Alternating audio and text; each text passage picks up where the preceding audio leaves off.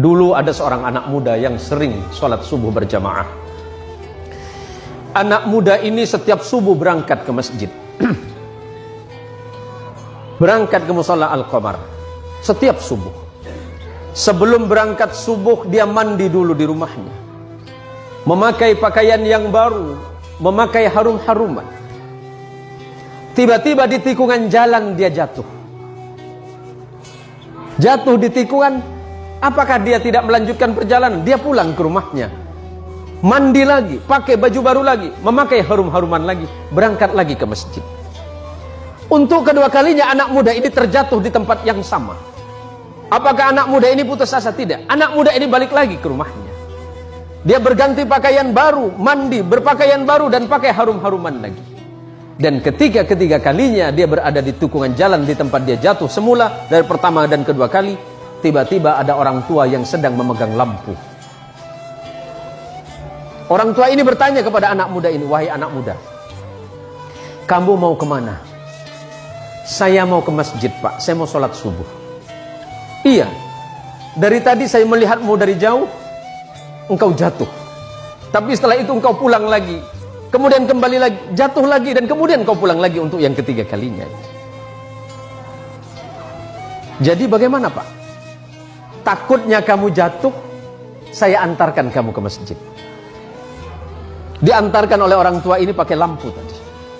Sesampainya di depan masjid, sesampainya di depan musalla Al-Qamar, anggap Al-Qamar. Sesampai di depan musalla, orang ini bertanya, "Anak muda, apakah kamu masih mau sholat?" "Iya, Pak." "Apakah Bapak mau sholat dengan saya?" "Tidak." "Kenapa Bapak nggak mau sholat, cuma mengantarkan saya?" "Iya, karena memang tugas saya hanya ingin mengantarkanmu ke masjid ini." "Bapak kenapa nggak mau sholat?" Orang ini berkata, "Karena aku adalah syaitan." "Kenapa, Pak? Kok bisa?" "Iya. Hei anak muda, kamu tahu tidak yang menjatuhkanmu 1 kali dan 2 kali itu siapa? Itu saya." "Bapak siapa?" "Saya setan." "Tapi kenapa kalau memang Bapak setan masih mengantarkan saya ke masjid ini?" Apa jawaban setan? "Nak muda, ketika engkau tadi berangkat dari rumahmu dan aku jatuhkan di tikungan itu dengan harapan agar engkau tidak datang ke masjid, agar engkau tidak sholat berjamaah.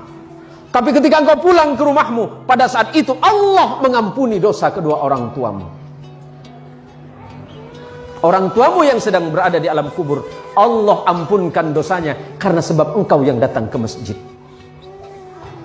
Yang kedua kalinya, ketika aku jatuhkan dengan harapan agar engkau tidak ke masjid, pada saat itu engkau kembali lagi, dan pada saat kembali itulah Allah mengampuni tetanggamu yang sedang tertidur pulas dalam keadaan tidak sholat." "Tapi kenapa Bapak seton?" Anggap Bapak seton. Ada namanya mirip, Pak?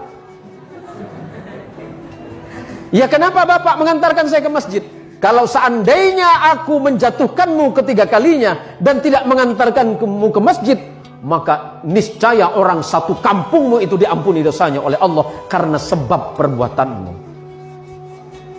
Masya Allah, anak muda yang datang ke masjid, anak muda yang datang ke musalla, apalagi kemudian datang ke musalla sebelum waktunya sholat, dia memperdengarkan adzannya, orang lain kemudian terbangun. Pada saat itulah Allah merasa sedang jatuh cinta kepadamu, hai anak muda.